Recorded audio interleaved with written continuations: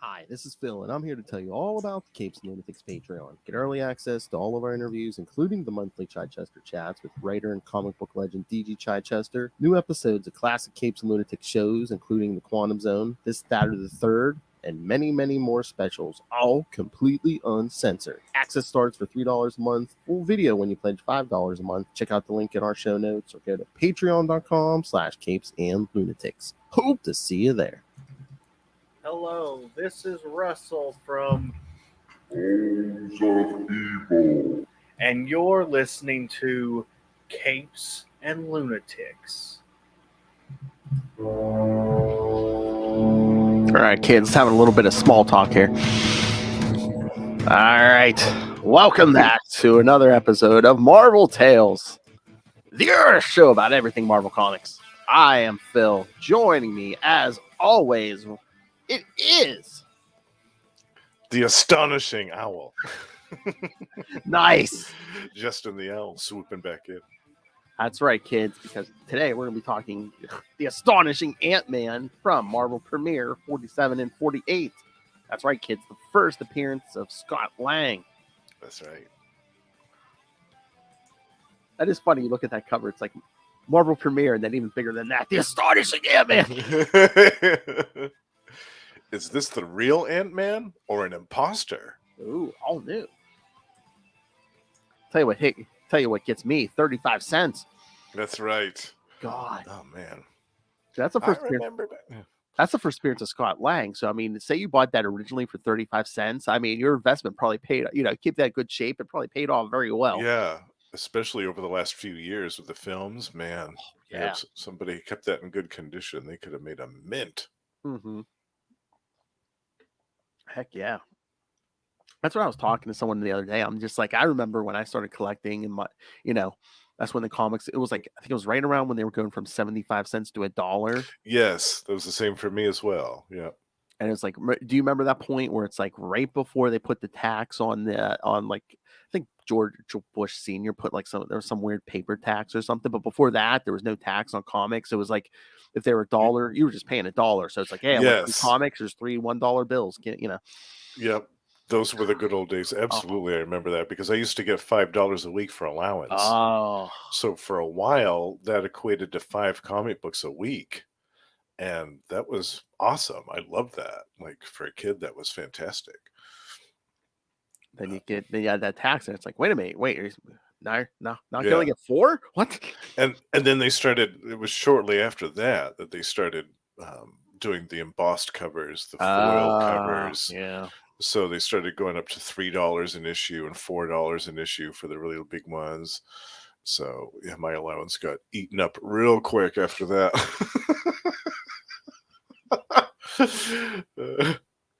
Had to start bagging groceries. Now we just get 20 variant covers. That's right. Yeah. Sometimes more than that. Oh yeah, if it's something big, yeah. Yeah. Do you remember the first issue of Moon Knight, the new series when it started a couple of years ago? Yeah. I think it was something like 50 variant covers. It was ridiculous. Oh my god, you said 50. Oh, what was that? Was that you remember that series US Avengers? I think they did like a cover for like every state. Oh, did they? United States. I'm pretty sure. It might have been over 50 because there might have been. Oh my god! Might have been like, did they do a Puerto Rican one? I forget. But it's like, and then they might have did like it just like a group cover thing. But yeah, there was like 52 covers that thinks they did like a Avenger for each state, even though that's wild. Oh, some of them it's made no sense. But yeah. Do you remember who was for your state? Oh, Pennsylvania. I forget who was. Yeah, I don't know if I was too impressed because I can't remember. Let me see. U.S. Avengers. There we go. U.S. Avengers, Pennsylvania. Oh yeah, got Doctor Strange. Oh really? Nice. Yeah. Which again, it's fine, but it made no sense. Yeah. I don't think we've ever had a story about him being from Pennsylvania or living in Pennsylvania for any. Oh, and Wanda, the Scarlet Witch, was the Avenger from Maine, from my state. Wow. Oh. That's That's what I'm saying. Interesting. Some of them, I think they just had to like pick, Yeah. I because some would've of them made thought they sense. would have Because picked Squirrel Girl from Maine. nice. Because some of them made sense. Like Quasar was for Wisconsin, but in his Yeah. origin story, he grew up in Wisconsin, so it Yeah, made sense. But that totally makes sense. I guess it just shows like a lack of, we don't have in origin stories. We don't have a lot of our states in this country that That's no true. characters or any major Yeah. characters coming. Yeah, I always like Well, to look especially in Marvel. It's like probably the majority of them. It's like New York, New York, New York. New York, yeah. But if you looked in the official handbook when we were growing up, a lot of times in the profile they would have their place of birth in there. And I used to make note of that. I remember I kept looking for if any of them had been born in Maine, in my state, and only one was, and that was Modoc. Oh, Yeah, really? Modoc was born in Maine. Yeah. Oh, I mean, there's probably been more since, but growing up as a kid, I remember making note of that. I was like, oh, wow. Okay. oh my. Yeah. All right. So what do you like better? Do you like the foil covers and all that shiny jazz, or do you like variant covers better? Uh, it's tough because I do sometimes if they do the foil covers right, they Mm, sometimes can look really good. yeah. Sometimes they can look really cool. I remember there was one, there was a Hulk one, I think it was 400, where there were all the, kind of like these foil prisms, like these crystalline foil prisms that actually made sense to what was the image that was on the cover. Oh yeah, how it was like Do you- Hulk first leader, and there was like a Yeah, naked and Marlowe and like a yeah, in that crystal yeah, prism, and there were yeah. all those they're like those foil things, and that actually looked cool. I was like, yeah, I can get behind stuff like that. And for a while, when they did the Avengers 30th anniversary, they had like some the foil embossed covers that were Yeah. they like did a copper one and a silver and a gold one. Those were cool. And the Spider-Man 30th anniversary when they did the holograms, I thought those Yeah, on covers all were four of them. cool. Yeah. Yeah, I really liked those, but a lot of them were just frivolous and just kind of okay, let's make an extra couple of bucks off of this comic book for no other reason. I remember Iron Man one year, there was like 3 or 4, like within a 6-month period, with foil embossed covers. Like, what are you doing? Well, Like, what yeah, are you? because I think what was it? Was it 290? I think when Tony Stark came back from the dead, supposedly there that one, and then like 10 issues later for 300. Of course, we're gonna do something for 300. Right. So. Yeah. And I feel like there was another one in between there too, somewhere Oh, 288. with the War Machine Yeah, War armor. Like, Machine. Yeah. yeah. I was like, God, that's a lot of embossed covers for 1 year, guys. Wow. Hey, anyone know? Anyone know what a first appearance of the War Machine armor goes for? Because I do have that. Oh, yes, I do too. And I haven't looked recently, but that's going to go up even more recent in the near Oh future. yeah, Armor Wars. Yeah. Yep. Oh, Actually, that whole run, the original Armor Wars run, is probably going to go up in price. oh yeah. I was gonna say, is that coming? Is that coming this year or no? I thought it was either this year or early next year. 'Cause I was gonna say we might have to, if it's coming this year, we might have to change something around to do Armor War, the Armor Wars comic series. That's true. We should definitely cover that. Wasn't it originally going to be a series and then they changed it to a film, or I think so. did I? Okay. Yeah, I feel like that might be next year unless they put it out at the end of the year this year. I think Secret Invasion's coming this year. Yeah, that's going to be good. Finally get to see some Skrull action. Oh, you mean besides Captain Marvel? Yeah. Oh, hello, Noel. It's Biscuits. I know. Biscuits. Oh no, you missed Salty and Petty with me, Justin, and Love. No, that was Biscuits. That was Biscuit season. Justin literally go talk about biscuits. Yeah. Yeah, that was great. All right. So should we get to these Yes, issues? Marvel Premiere number All right, 47. Kids. If you've never heard the tale of Scott Lang's origin, here we go. All right. So Yes. First part 1 is in Marvel Premiere number 47 from cover date April 1979. All right. So I've just turned 1. Ray's a little older than 1, around a couple months older. Yeah, I was a couple of years old. Yeah. Yeah. Oh, back to Biscuit Man. Yeah, he's got a movie this month. Come on. Biscuit Man. All right, writer David Michelinie, penciler John Byrne, inker Bob Layton, colorist Bob Sharon, letterer Tom Orchowski, and editors Roger Stern and Jim Salicrup. Love this team on this book. Oh yeah. I like David Michelinie. Yeah, like Me his too. Spider-Man stuff, his Iron Man stuff. Iron Man was good. Yeah. That's funny that Bob Layton's the inker because he would go on to like pencil some Iron Man stuff. Yes. Yeah, he did some great Hercules stuff too. Who's a freak, Noel? Ant-Man?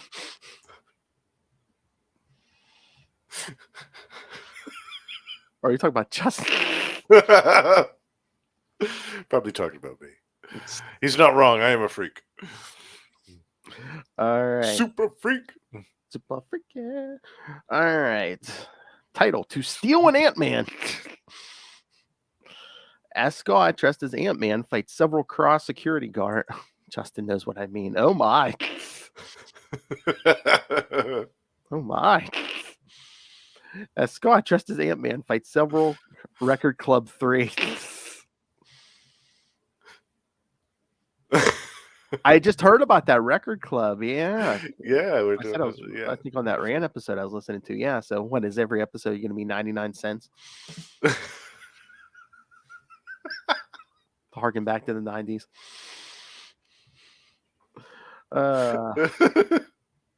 As Scott, dressed as Ant-Man, fights several cross security guards, he thinks about how he got into this predicament. Recently paroled after serving time for burglary, he reveled in both his new job at Stark International and once again being a father to his daughter Cassie. Unfortunately, she developed a rare heart ailment, draining Scott's financial resources and making him contemplate a return to crime. He learns of Erica Sondheim's experimental approach to heart surgery. Seeking her out, he sees her being abducted by several men, including an unseen figure with a rather oversized hand. Oh, boy. What? I wonder if my wrist is ready for that. Yeah, no who's thinking it, kid. Tracing them across technical enterprises, he despairs of being able to break into such a secure complex. In a quest to get some quick money, he burglarizes, by coincidence, the home of Henry Pym, finding instead of cash or jewels, Pym's old Ant-Man costume. Inspired to try it out, Scott quickly masters the shrinking technology and the cybernetic helmet, enabling him to talk to ants. Breaking into CTE, he finds Dr. Sondheim finishing a surgical operation. Back in the present, the fledgling hero has dispatched the last of his foes when he is confronted with the giant mutated form of Darren Cross.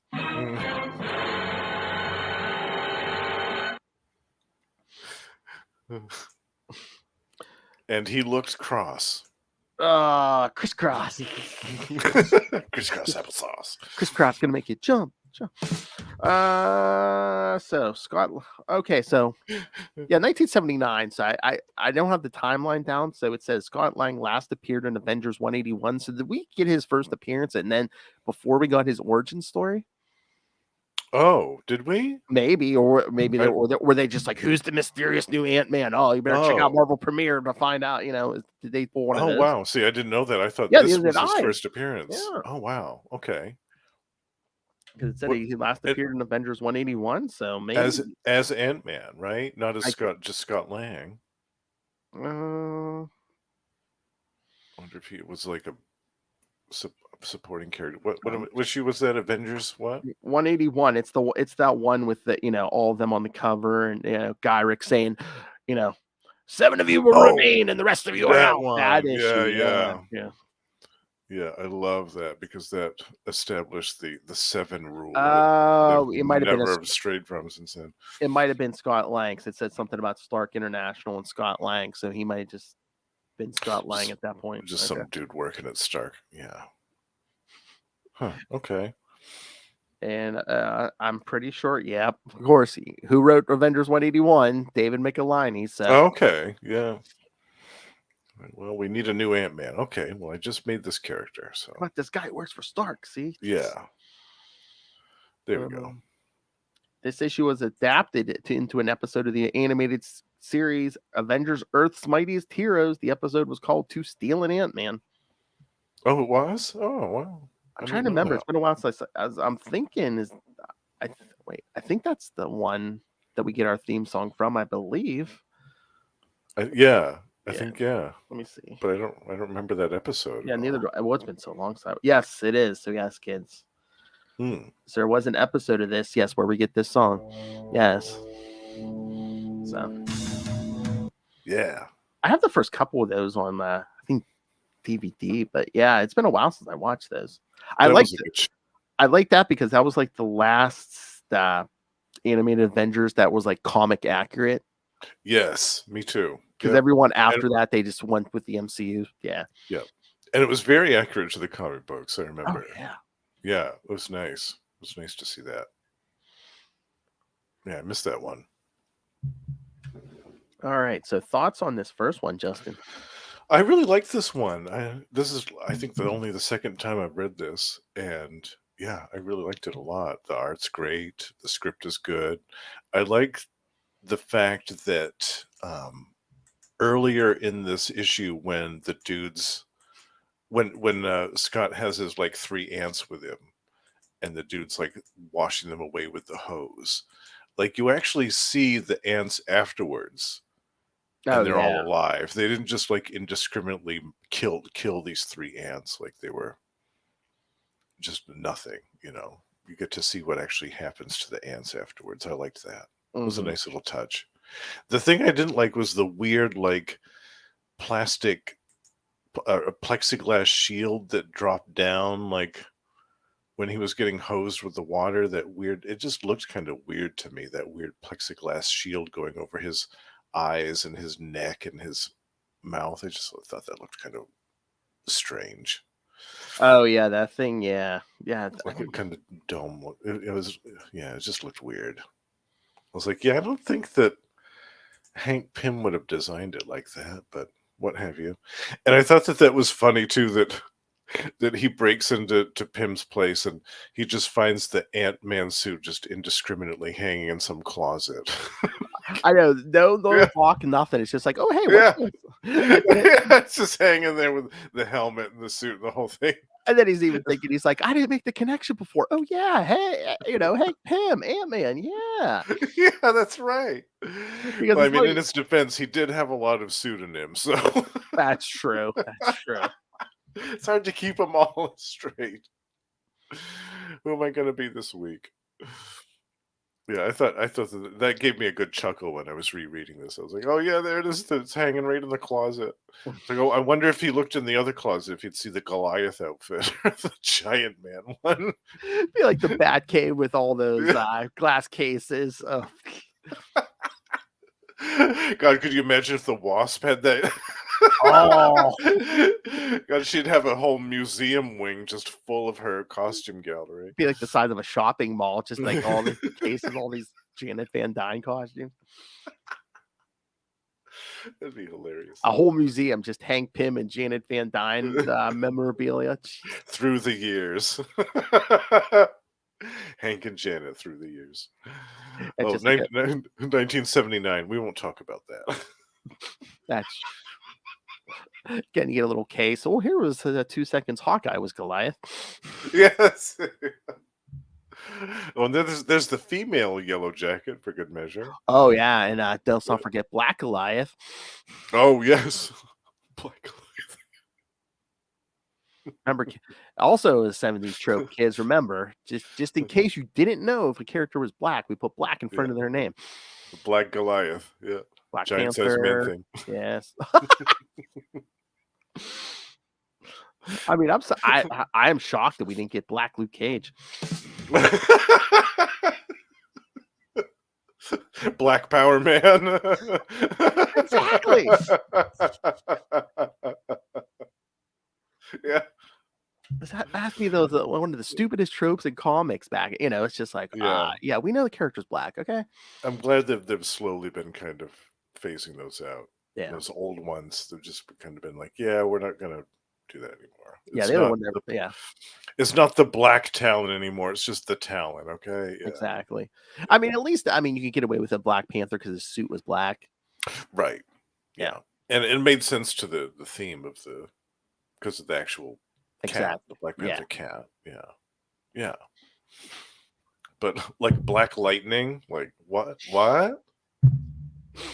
Black Goliath? Like are you making a porn movie? Like what are you doing? Wow. I know. Yeah. Oh, but of course, I love this art. It's like burn art, but like when he grows to like knock the guy out and Yes. stuff. And So good. There's another panel from this issue, which I vividly remember being in the official Marvel handbook under Scott Lang's entry. And it was that panel where he fights the guards towards the end of the issue. And he's just he starts off at regular. It was the panel right after that one that you just showed me. oh yeah, and he like shrinks down. Yeah. Yeah. And he Yeah. hits him right in the neck. Yeah. I thought that was so cool. I remember looking at that in the Marvel handbook. Oh, I love that. Oh yeah. Oh god, and then that last like double page where you see Darren Cross. Yeah, that is kind of a surprise because you see earlier in the issue, you see that big giant arm come out of the car and grab him and just hurl him indiscriminately into the wall. And I liked that. It was cool. It's like, ooh, who's that? Is that somebody that we've seen before? Like, is that the Kingpin or what? But no, it's this big giant mutated guy. The Kingpin. Speaking of titties, that's another comic book trope sometimes where it's like, you'll see like a guy's bare chest, but like zero nipples. It's just like, Yeah. Yeah. okay, I'll buy the no hair on all these guys, but no nipples. Right.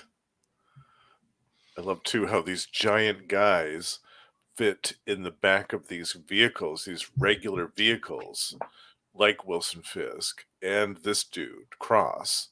And yet the suspension, the shocks and the struts on these vehicles don't give out after hauling their massive weight around for probably quite a while. Oh No, yeah. doesn't give out. They made those to last. That's like in the 90s Nightwing series, like they were like Chuck Dixon had like when Blockbuster was running Bloodhaven, it almost looked like he was riding around in a hearse, but it had like a big like a raised roof in the back, so just so it could squeeze in. I like because that actually makes sense. I know. What's the old saying? Man, the Ant-Man concept always reminded me how odd Marvel was compared to DC. Yeah, well, That's true. DC had their shrinker, the Atom. The Atom, yeah, but it seemed like Marvel had a lot more insect-themed characters. And 99% of them were Hank Pym. Right. Pym related. Yeah. Yeah, well, yeah, you had Spider-Man. That's what. Oh, was I saying that to Lilith? I was like, how did we get? Well, or no, or were we talking about that last time? Where it's just like, oh, we got Ant-Man. We got, did one. It was Stan like, I got the one. Let's do the other. Ant-Man. Yeah. Spider-Man. Yeah. Black Widow. Yeah. Although again, I think that Black Widow is more a play on like the Lilith Hellfire model. It's like mate and then kill. Yeah. Yeah. The femme fatale. Yeah. All right. So yeah, it is definitely compared to DC though. Yeah, he's right. It was definitely a little bit more quirky because the Atom stuff, like that was more. That was very science fiction-y. Yeah, very sci-fi, and like even that Sword of the Atom series from the 80s, that kind of even went on like kind of a fantasy edge. Beetle, sci-fi fantasy. Edge. Human Fly. What? Almost going nuts here. Beetle, Human Fly. Oh, the Beetle. That's right. Marvel insect themed characters. Yeah. Well, they mercifully put human fly out of his misery. Scourge took care of that. Yeah. Yep. Because at the end, by the end, wasn't human fly like eating garbage, like literally eating garbage? Yeah. He was like all. I think he was almost naked, like all of his clothes were all ripped up, and he was just flying around the town, eating out of dumpsters. Scourge put him out of his misery. And ours. I know. Yeah. Ugh. It's crazy to think the human fly actually defeated Moon Knight. Like the dude beat Moon Knight. Like I still have to remind myself of that sometimes.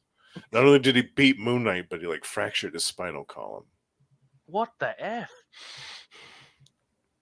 I was gonna say, did Jeff Goldblum have like a bad influence? Is that why they went all trash dumpster diving with human fly? Help me!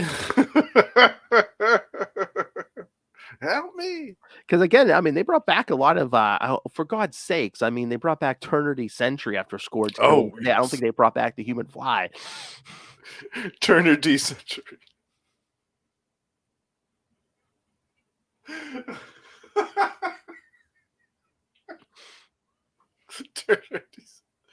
I mean, I love Jamie Mateus, but what was he smoking that day? I love that so much. Yeah, so good. Well, when the Hood brought a bunch of those villains back that had been killed by the Scourge, wasn't the human fly one of those? Oh, maybe he might have been. I can't remember. Wasn't there a human fly human fly as well? I don't know if that was Marvel. Wasn't that what was that? What was that? I've got a couple issues of that. Was that what was that? Impact Comics or something from like the early 90s? Was that? Oh, yeah, there was an Impact one that was based on the Archie hero. Yes, Archie, yes. Yes. Sorry, Will. Yeah. Yeah, I was gonna say I don't think it was Marvel, but yeah, there was a human fly. Yeah. And it was interesting too because he had the same color costume theme as the Marvel one. Yeah, Noel saying 70s. There was, I wonder, there was like a stuntman type of guy that had a red and white costume, and I think that might have been the human fly. Was that Marvel? Yeah, I think that was Marvel. I've got a couple of issues of that, and I remember one of them was a John Byrne cover. And it had the white tiger in it. I think it was. Oh, maybe because what is this? What is this Wikipedia? There was 3 fictional characters appearing in Marvel Comics. 1 is supervillain, 2 were superheroes, in which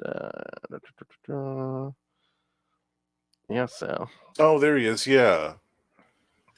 Yeah. That actually looks like a John Buscema cover on the first issue. The red and white outfit. Yeah.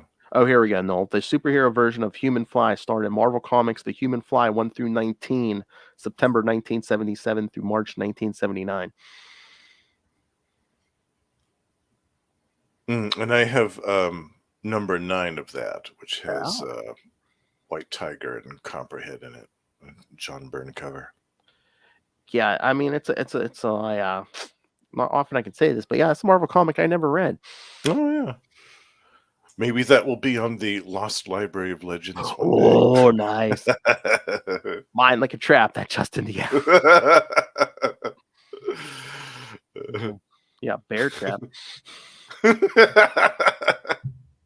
Don't lose a leg. And there was a Spider-Woman animated episode with the fly. Oh, really? Yeah, that Spider-Man cartoon was weird, man. Yes, yeah. Spider-Woman episode, Spider-Woman and the Fly. A crazed scientist named Dr. Hagel becomes a giant fly. Oh, that's funny.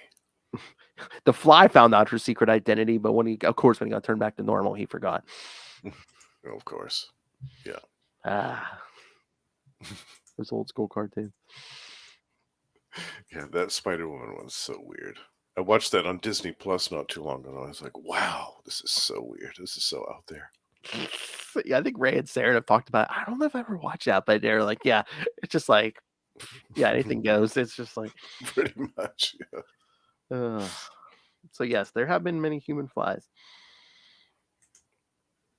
Wait, I gotta see the cut for one of these. Oh yeah, there's that red and white costume. Yeah, it's pretty cool looking. Yeah. So were we trying to piggyback off the popularity of a Spider-Man and an Ant-Man? Possibly. Of course, Mr. Music. Human Fly is also a great song by the Cramps. Indeed. All right, so shall we get to the next issue? Yes, number 48. Yes. So Marvel, a link here. Yeah, I don't think 50 of this might have been. I'm trying to remember. Was that the weird one? Like, I think, was it a Kiss issue or something? I think issue 50 of Marvel Premiere was something weird like that. Oh, like with an actual like band or a I real thought, person? here, let me look this up. I'm trying to remember. I think it was something weird like that. That's why I don't think 50 is like on the app. Alice Cooper. Oh, wow. I didn't know Yeah. that. Yeah. That's cool. I bet that Oh. one's going for a lot now. Oh, probably, yeah. So, I mean, come on. It sounds like something Noel Tate would be. Yeah, do you have that one, Noel? Yeah, special 50th issue of Marvel Premiere was Alice Cooper. They even have one that first Alice's first comic book appearance. I remember, I think he did oh, cool. Yeah. Oh, I wonder who did the art in that. Here, let me open this up. I feel like he did another comic book. Alice Cooper did a comic book in the 90s that accompanied one of his albums. Penciler was Tom Sutton, inker Terry Austin. Oh, Tom Sutton? Oh my Yeah. God. And there was 4 writers: Ed Hannigan, Roger Stern, Jim Salicrup, and Alice Cooper. Wow. I want that. Wonder how much that's worth. Especially if Tom Sutton did the artwork. That's got to be good. Oh. I wonder how much it's worth, because it probably hasn't been reprinted. I mean, yeah. Well, let's take a look. Take a gander. Let's take a gander at the webs and see what they say. Yeah, I had no idea. I mean, I knew that there was Kiss comic books. I knew that there was like the David Letterman issue of Avengers or whatever that was, and there were a couple of other things, but I didn't know about Alice Cooper. That's cool. I mean, maybe Marvel just doesn't want to pay for the rights, but if I was Alice Cooper, I'd be like, yeah, good, put that on the app, you know. But absolutely. You're giving me a cut every time someone reads it. Yeah. Yeah, I was gonna say, yeah, it's not on the app. Well, looks like a near mint copy is going for around $100. Okay. Yeah. But there's some here that are around 11, 12, 13, 20. But yeah, there's a lot that are around 80, $100. Yeah, I think Lilith and I might do one later on in the year. There's a Marvel team up where Spider-Man meets the cast of Saturday Night Live, and it's like that original cast of Saturday Night Live. Yeah. Yes. Yeah. I think Stan Lee's like the host. Saturday Night. Excelsior. Oh yeah, I might have that down for April. Nice. I love it. All right, let's get to this Marvel. All right, so yes, Marvel Premiere 48 Kids is why the finale, the second part of this thing from June 1979. The Price of a Heart. Isn't that a song? Was that a Bon Jovi song now? Shot through the heart. I was gonna say same writer, David Michelinie, same penciler and inker, John Byrne, Bob Layton. Colors this time, Mario Sen. Letterers, Gaspar Saladino and Diana Elbers, and one editor, Roger Stern. Roger Stern, the man. Yes, wrote some good stuff himself. Yeah, I love Roger Stern. Scott Lang, the new Ant-Man, attempts to get Dr. Sondheim out of the clutches of the mutated Darren Cross. However, he underestimates Cross's enhanced abilities and is defeated. His equipment disabled. Scott listens as Cross explains his heart condition and the implantation of a nucleo-organic pacemaker. The device backfired, not only slowly mutating him into a Neanderthal-like giant, but also wearing out his heart, necessitating periodic transplants from unwilling donors. Learning he is the next in line to be a donor, Scott manages to fix his equipment and escape. Busting back into the surgical theater just as Dr. Sondheim finished another operation, Ant-Man fights Cross, who suddenly falls dead. Dr. Sondheim tearfully explains that she couldn't let Cross keep killing people, so she put his original, nearly worn heart back in. Ant-Man comforts her and tells her that a little girl, his daughter Cassie, needs her help. After the successful operation on Cassie, Scott is prepared to surrender and goes back to prison. But Henry Pym, who had watched most of the adventure from a discreet distance, demurs, awarding Scott the Ant-Man costume. All right. Yeah, Ant-Man appears next in Avengers 120. Wait. Oh, Iron Man 125. Yeah. Scott proves himself to be a fan of the Avengers, the British spy show, not the superhero group, and naming his ant companion Steed after John Steed and Emma for Emma Peel. Of course, Steed almost never used her given name, so Scott really should have dubbed his flying ant Mrs. Peel. Dated references.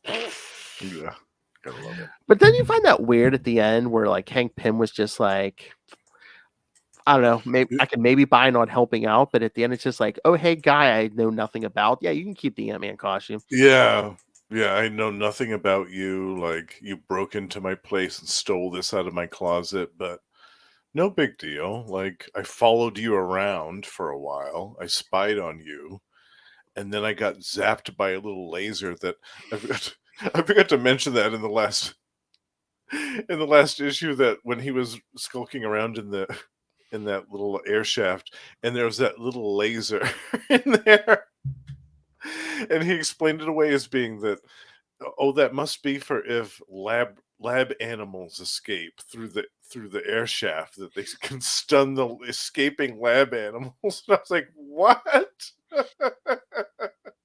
Oh, David. Escaping lab animals in the air shaft. Well, I suppose that is a priority, and you would want to put a little mini laser in there.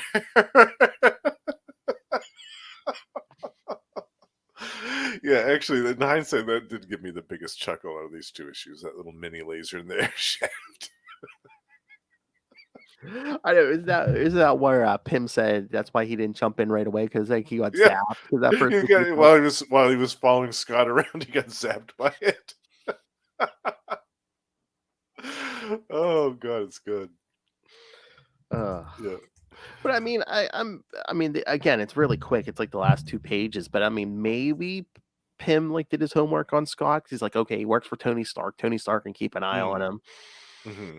Yeah, right. I mean, if he had worked for just some regular dude, then probably wouldn't have been that case. But because it was Stark, that was an exception.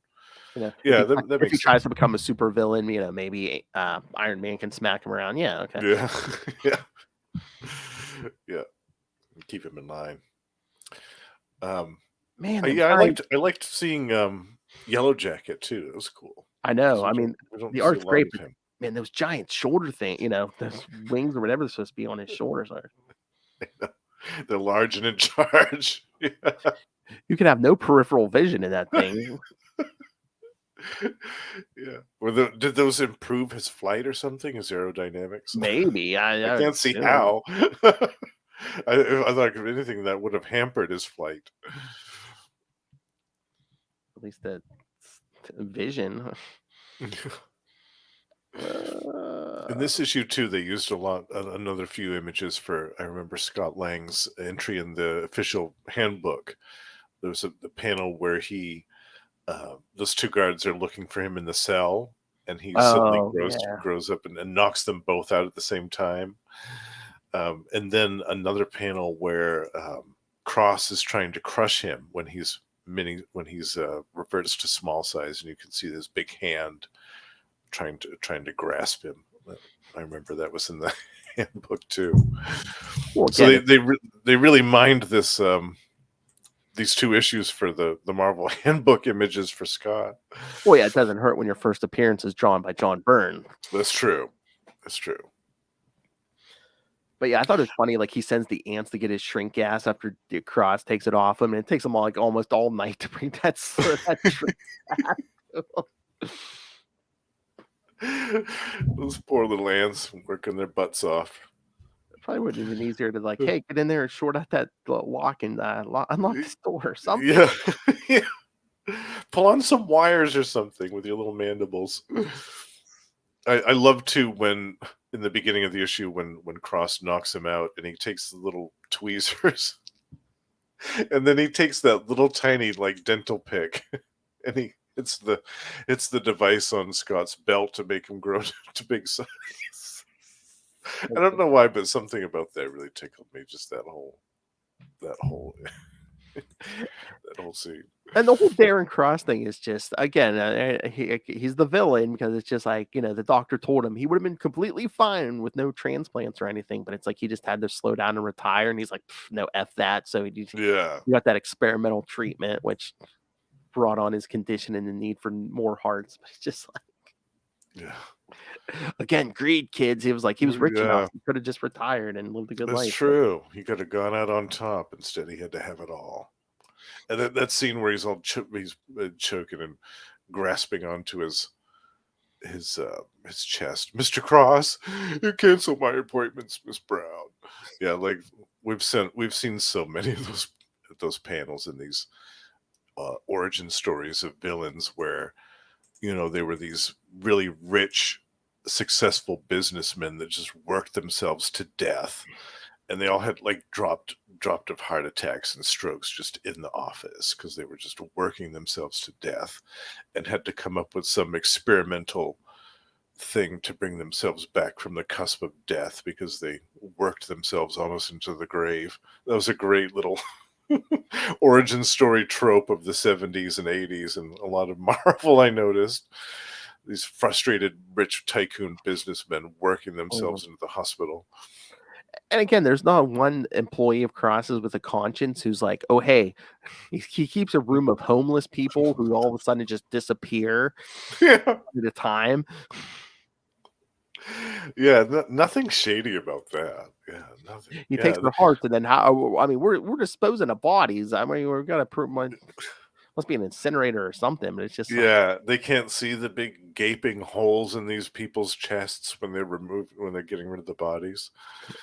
Yeah, and I thought too that was kind of weird. Like, how did they establish a timeline for Darren Cross for how long his body wore out one of those hearts that he got transplanted? I don't think, unless maybe it was just the more he exerted, the quicker he went.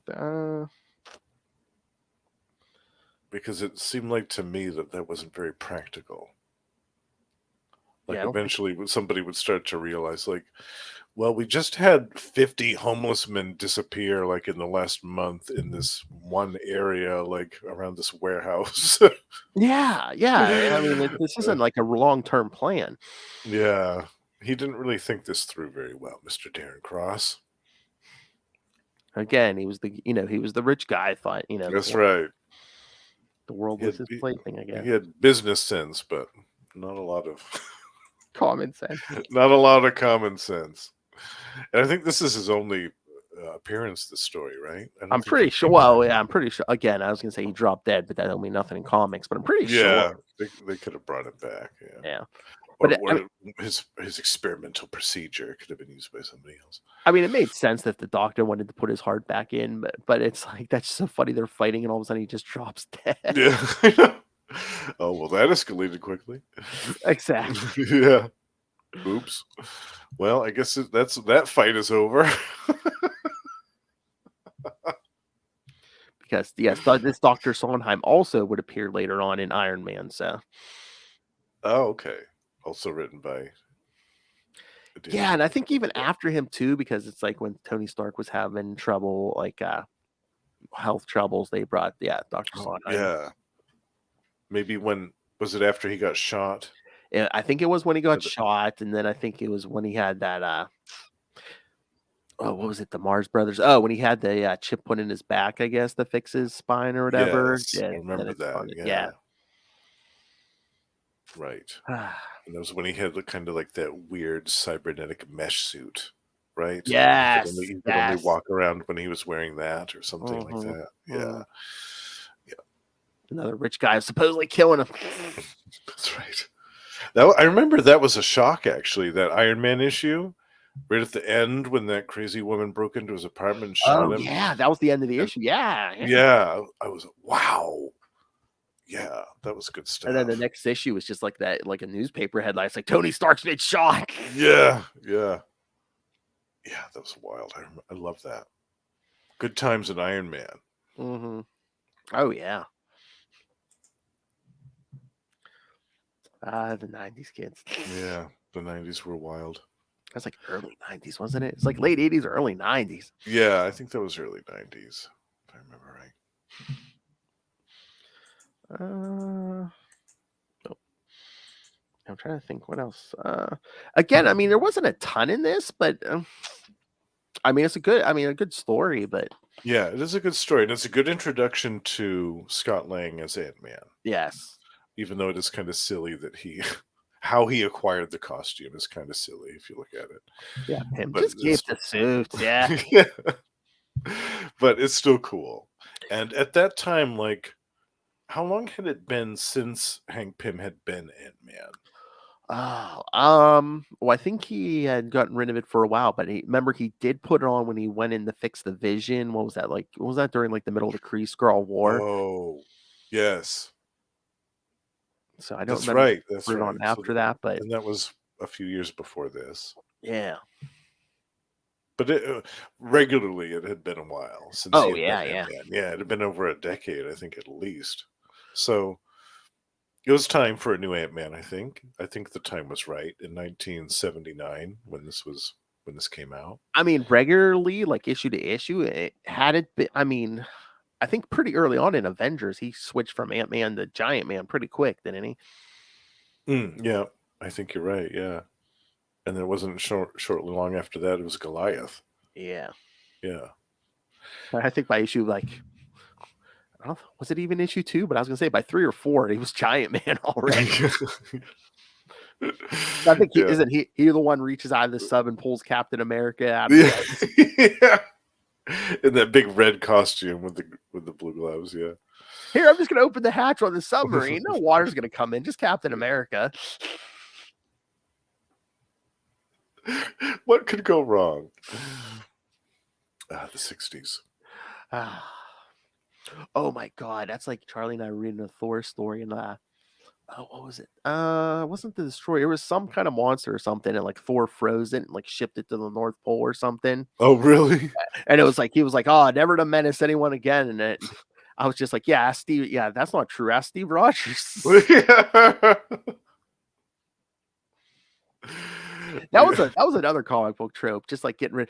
That's like when Lilith and I did that Marvel team up with Spider-Man and Red Sonja. At the end, Peter just like throws like the magic necklace in the river. It's just like no, Yeah, never yeah. see it again until Maybe a month Claremont later. pulls it out again in X-Men. Yeah. It was written by Claremont. I said it literally was he just like, let me throw this in the river so I'm ready to use it. What's that shiny thing at the bottom of the river? Oh, that's nothing. Don't worry about that. Again, I mean, the last 6 months or so, I mean, there's been a couple stories we've done where like people are chucking stuff. The first Man-Wolf story, Spider-Man rips that moonstone off his throat, chucks it in the river. Oh, does he? Throws it in the river? I'm like, really? You just saw this thing turn a guy into a werewolf, and you're just gonna throw it in the river. Dumping ground for all these magical artifacts. The Ruby of Satorak, yeah, dump that in the river. The Darkhold, yeah, throw that in the Hudson. Exactly. I don't think. I mean, I know it's a river in New York, but I don't think that thing has the corrosive power you think it does. Yeah, that's not gonna destroy that over the length of time that you want. Hell, it's a New York river. It might just mutate into another That's menace. right. Even more terrifying than the previous one. I mean, how many dead bodies are floating down there? I mean, Yeah. Gonna get like an undead werewolf creature or something. Yeah, that could have turned into the Evil Dead in the Marvel sphere. Like I That'd be said, in that dreadful. Red Sonja story, throws the magic necklace in the river. I mean, Cooling Right. Gaff's gonna just Cool and possess Gath. Yeah. one of those thousands of bodies floating in the New York River.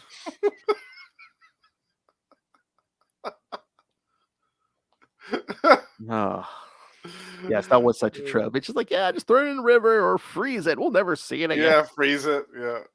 Take it to the North Pole. Take it to the bottom of the ocean. That was another one. It's like, Well, yeah, isn't that's what I Namor was. going to take issue with that? You're Oh, dumping all your crap in his backyard? Yeah, no, don't try that. well, that's what I was saying. Was that always like a tool for comic book writers back in the day? So it's just like, oh, hey, if me or one of my writer buddies, if we just want to bring that back one day, so we're just gonna chuck Yeah, it in the river, so someone can that's just pull right. it out one day. Yeah. Yeah. Some accident will happen. And all of a sudden it will get unearthed or reactivated somehow. Yeah. And at least back in the day, if someone like came back, like a villain came back, or it's like, oh, hey, how did you escape that death trap? You usually like got an explanation. These days, it's just like, oh, hey, so and so's alive again. How? I don't know. Yeah. Use your imagination. I know. Roll a d20. It's one of the ones on the list.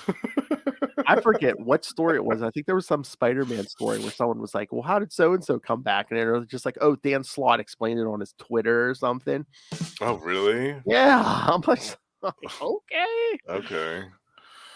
I guess Twitter is essential reading for comic book appendices now. At least for some writers, I guess. But it's like, just go with it, kids. It's like, really? Yeah. If you're gonna bring back somebody for the 9th time, maybe explain how you brought them back Right. for the 9th time. Yeah. Even you don't have to even do it right away. Just eventually get around to it. And if you people think I'm exaggerating, bringing someone back from the dead for the 9th time, all I have to say is X-Men. Yeah. That's a perfect sterling example of that, if there ever was one. They were dead, but they got better. Yeah, multiple times. Mm-hmm. Speaking of later this year, so stay tuned for some Psylocke stories. That's right. That's my girl Betsy. Nice. Yeah. All right, Justin. So anything else on these issues or? Yeah, I really enjoyed these. My introduction to Scott Lang, besides the Marvel Handbook, was actually in Fantastic Four. Oh, yeah, I In the remember. 90s. Yeah, in the 90s when Tom DeFalco was writing it and Paul Ryan was doing the pencils. He had Scott Lang pretty much as a regular member of the supporting cast for quite a while, right around the time when Reed Richards died for the first time. And I loved that. I thought he was a great little addition to the Fantastic Four family. And he was featured very well in all of the stories that he was in there. And his daughter, Cassie, was there too. And I remember she was pals with Franklin Richards for a while, and that was cool. So I have a lot of love for Scott from that era. That was kind of my introduction to him and how I found him to be such a cool guy. I thought I'd read somewhere or heard something before that supposedly they were thinking about they were going to keep Reed Richards dead even longer, or there weren't even plans to bring him back. But damn, Heroes Reborn, they wanted to send the whole original Fantastic Four in the Heroes Reborn. Yeah, another reason to loathe that whole period. Yeah, exactly. Yeah, because I didn't mind it when Reed was gone. I thought that those years were. Or that year, or however long it was actually really cool. They did some really great stories during that time period, which we will also cover on Marvel Tales. I think you picked a couple of those, if I remember right. We've got at least two Fantastic Four episodes on the schedule for this year, kids. So that's right. A lot to look forward to. 90s Fantastic Four, yes. I want to give more praise to that time period because not a lot of people give that the praise that it deserves, and I feel like Tom DeFalco and Paul Ryan were cranking out some magic back then, and it was stuff that harkened back to like the Stan Lee and Kirby era, at least in spirit for me. I really feel that. I'll defend that to my dying breath. I love the Tom DeFalco and Paul Ryan era of Fantastic Four so much. Oh yeah, and like I know I put on the schedule a Tom DeFalco a couple Thor issues too. So Yes. Also another favorite of mine. Eric Another Masterson, favorite. yes. Yes. Love that. And also Oh some great artwork from Ron Friends. in that too. yes. Oh, God, friend he's of the good. show, Ron Friends. I've talked to him Yes. once or twice. Yes. He's amazing. I love his art Oh so yeah. much. And he was firing on all cylinders on that Thor issue, the Thor series. So This good. is Comics Illustrator Ron Friends, and you're listening to the Capes and Lunatics podcast. Nice. You know what? Love it. He doesn't even live too far from here. So one day I should be like, hey, can we sit down and I'll just record something and I'll buy you lunch or something. Yeah. Yeah, do an hour interview at Starbucks or Yeah, something. Yeah. I exactly. love it. That's Exactly. great. I don't know about the Totally. background noise, but yeah. Oh yeah, I talked to him before about like his like Spider-Man stuff, and we talked a little Thor, but yeah, that Spider-Man run him and DeFalco did. Yeah, that was ultimate classic for me. Black Yeah. Suit Kids, Hobgoblin. Hobgoblin, yeah. Yeah. Oh man, so much good stuff in that. Spider-Man that. beats the crap out of Fire Lord. Yeah. You know, he did. You know what he told me? I guess that two issue story with the Spider-Man and Fire Lord that was originally going to be in an annual. Oh, really? Yeah, That would have been interesting. yeah. So if like the pacing's a little off or something, that's because it was going to be like one story in an annual. Oh wow. Yeah, That would have been cool. A full, because back then in the annuals, the whole annual was the story. Like it wasn't until the late 80s or early 90s that they started filling up the annuals with backups. and pinups and all this other supplemental material. Well, part of that too might have been this, once we started getting crossovers with annuals, which we'll get to this summer, kids. Yes. We got some more of those coming too. Yeah, especially when you're like, oh, hey, part 2 is coming in somebody else's annual. So yeah, Yes. I think we needed a backup. We needed backup stories.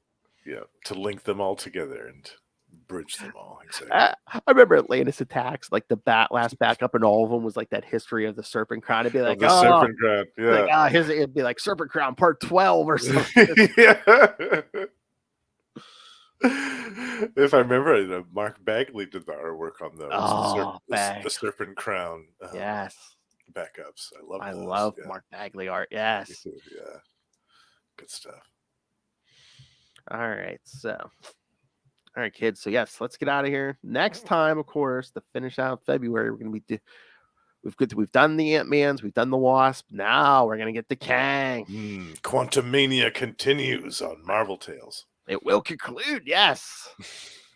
for the first appearances of Kang from Avengers 8 and 11. Yes. We'll Some know more Stan Lee and Jack Kirby magic for us.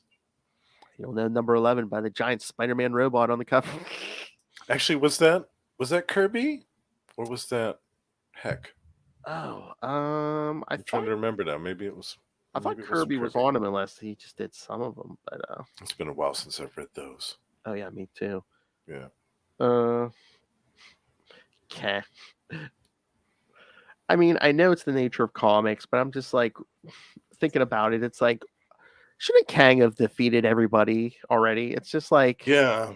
Well, imagine going back 1,000 years in time and you have all of current day technology at your disposal. Well, yeah, that was why I liked the Kang Dynasty so much. Yeah. That big epic story, because that totally made sense. Oh yeah. All of that. Yeah. And plus time travel, it's just like, oh, hey, after the last battle, I'm going to go home, sleep a couple days, come back 5 minutes later after I fought the last fight. Right. You guys are all tired now. I'm not. Yeah. No, I guess that was Jack Kirby on number 7. Okay. For some reason. Yeah. Oh, yeah. Number 8 was Kirby and 11 is Don Heck. So 11 is Heck. That's what it was. Okay. So, yeah, we'll get one of each. Yeah. Yeah, right. Quantumania concludes with Kang the Conqueror. That's right, kids. So yeah, send us your thoughts on those. And yeah, next month we'll be starting with a Thunderbolts episode where hopefully Russell will be joining us. Yes, Russell, hopefully. Yeah, because one of those issues will be a Hulk issue. So It's gonna be Hopefully, good. we'll have the whole Gamma Charge team here. Yes. Well, 2 of them. Yeah. Yeah. Carl's pretty busy, so he probably won't be able to make it to that chat, but I'm pretty sure I can snag Russell for that one. Yeah. Yes. Yeah. Dude loves Gamma so much, he drinks soda that's Gamma colored. Even peas green. Wow. all that green Mountain Dew. Teach me how to urinate. We have a drop for that. Yes, we're talking about Russell urinating. No, I invented that, you dick. There are not many drops for him, but there are some good ones here. Hopefully, we'll Rub get that one in. some new ones in when he comes Yes. on to talk about the Hulk and the Thunderbolts. Yeah. Nice, yes. Got to rub that one in. All right, kids. Well, I gotta go. I gotta cut up the talk we just had with Lil. If there's there should be a bunch of drops there. Oh yes, you're gonna have a feast of new drops from that episode. Oh, Without a doubt. Take me days to cut that up. All right, kids. So yes, next episode, Avengers 8 and 11. So send us your thoughts on all your Kang the Conqueror thoughts. Email us capesandlunatics@gmail.com or call the voicemail 614-382-2737. That's 614-38-CAPES. And if you want to follow us on social media, if you want our YouTube channel, Patreon, there's links everywhere now on the Capes and Lunatics new website. That's right. You can watch this Brand video new. there. You can sign up through your email, so we'll email you a alert every time a new video goes up. So You can see all the previous episodes of Marvel Tales all listed out, yes, all exactly. lined up and ready for you. Exactly. And again, there's hopefully if I find time or someone else there, we might have blogs too coming. So Yeah, I might crank a couple of those out too, just to please let feel people free. let people know what I'm reading this week or something this Oh. month or something like that. Please do. Yeah. All right. fun. So yes, find that all at tubespace.io/Capes and Lunatics podcast. All one word, Capes and Lunatics Podcast Network. That's tubespace.io/Capes and Lunatics Podcast Network. Because Little Hellfire demanded it. I know I asked her for a website, and then like 6 months later, she's like, here's a thing. Here's an easy way to make a website. You do it. I love that. Never so much more in my life did I feel like a 24-year-old himbo as I did when Lil Hellfire was barking out orders at me.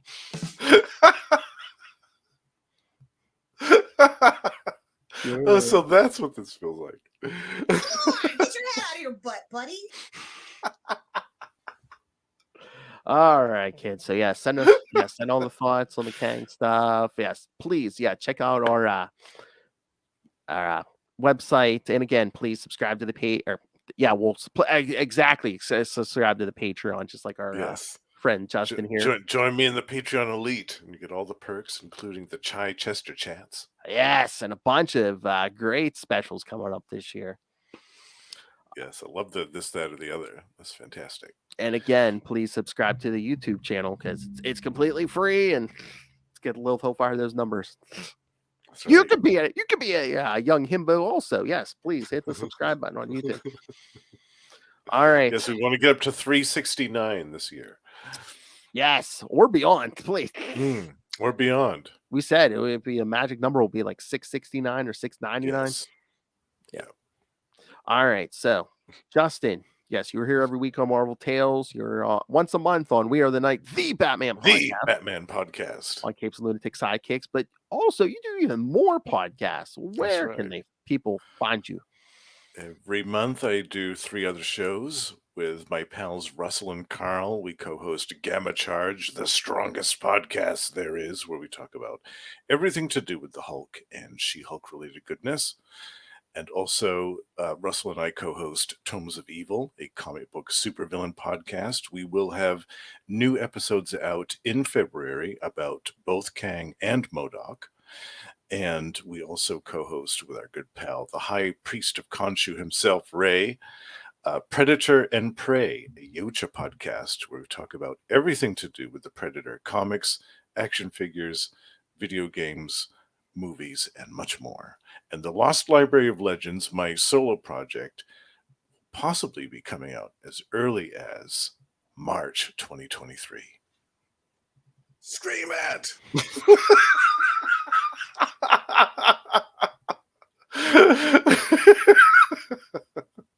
Well, that escalated quickly.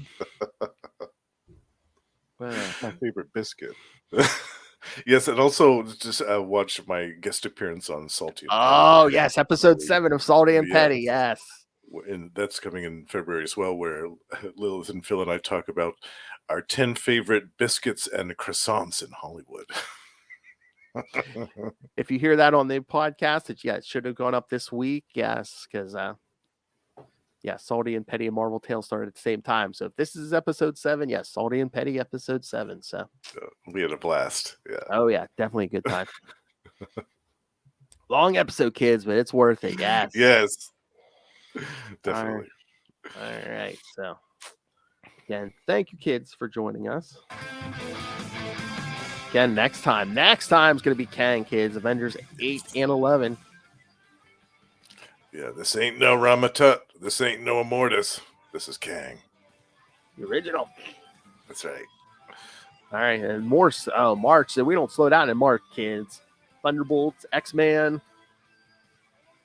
Oh, I think in the March is our Avengers JLA crossover with Yes. 2814, the Green Lantern podcast. That's right. Yeah. Yes. Yeah, March is going to be a good month on Marvel Tales, too. Every month. All right. Yes. Make mine Marvel. That's right.